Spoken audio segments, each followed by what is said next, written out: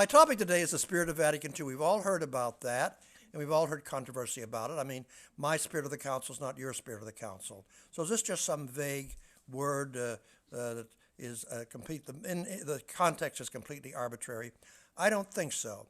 I think there is a sense in which we can pretty much verify what the Spirit of the Council was. What I mean by Spirit of the Council basically is, what were the basic orientations of the Council? What were those themes, those issues and so forth that you find in individual documents of the Council, but that you find in a number of documents, and therefore they transcend any particular document?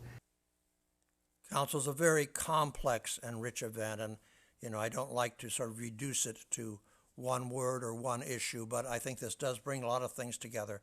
We say I think the Second Vatican Council was a council of reconciliation.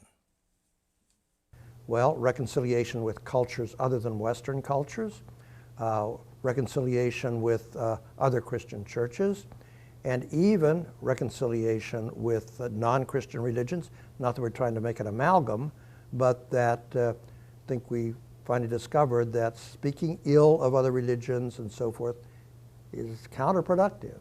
Change is not a good, respectable, ecclesiastical word until then.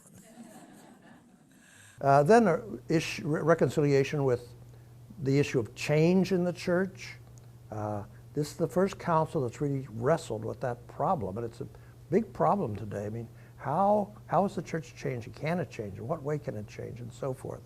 So, but finally, maybe the global way of looking at it is reconciliation with modernity, with the way we live now. How does the church, our very meaning is based on a document 2,000 years old, documents 2,000 years old, that's our identity.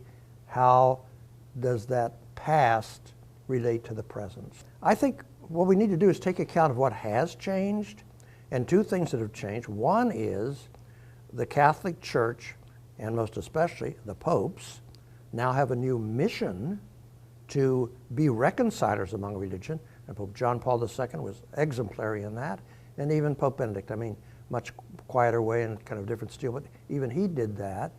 And so another thing is with Vatican II is in this reconciliation with the modern world was reconciliation with religious diversity and freedom to choose one's religion as a right, as a human right.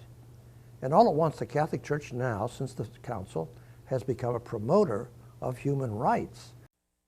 Who's a member of the Church? Well, the Church of Christ subsists in the Catholic Church. There's been a lot of theological discussion of that phrase and so forth. But it doesn't say the Church of Christ is the Catholic Church, subsists in the Catholic Church in a full way and so forth. Open that door a little bit. I've said to people, Pope Francis is the first pope in 50 years who did not participate in the council. And yet, of them all, he seems to be the one that kind of got it best. And I think that with Pope Paul VI, with John Paul II, with Pope Benedict, to some extent they were still fighting the battles of the 60s, fighting the battles of the council. And they're finished now. And Pope Francis didn't have that. And so he kind of rises above that, and when he explained why he chose the name Francis, is because Francis was a lover of peace, and our world is torn apart by war, threats of war. He was a lover of nature. Our poor planet is being so abused, and who knows what's going to happen.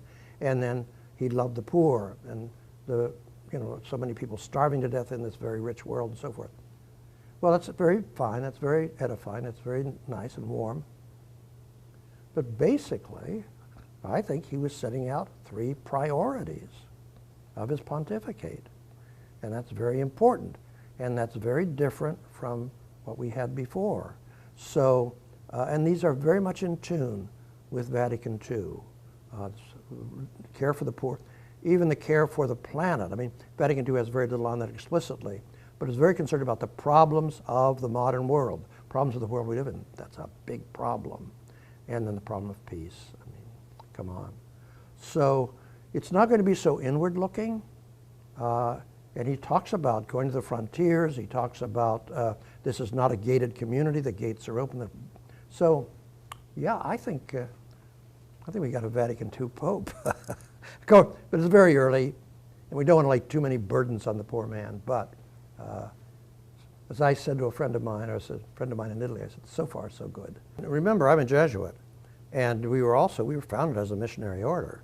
So, and we have missionaries all over the place, and they're doing a lot of the same things that the Maryknoll missionaries are doing, and doing this as, part of our own sort of spirit and charism and so forth, but also as affected by Vatican II. So the dialogue method and praying, before Vatican II, it was forbidden, it was unheard of for a Catholic, let alone a priest or a bishop, to pray with somebody of another faith, even a Lutheran or an Anglican or somebody. It was forbidden. You could not go to a funeral or a wedding of even a relative if this was in a Protestant church. You could maybe get the bishop's permission, but other than that, you could not do it. So, and this was in canon law. So it's a different mode now. It's a different game, if you will. But we're all engaged in it, and this is due to Vatican II.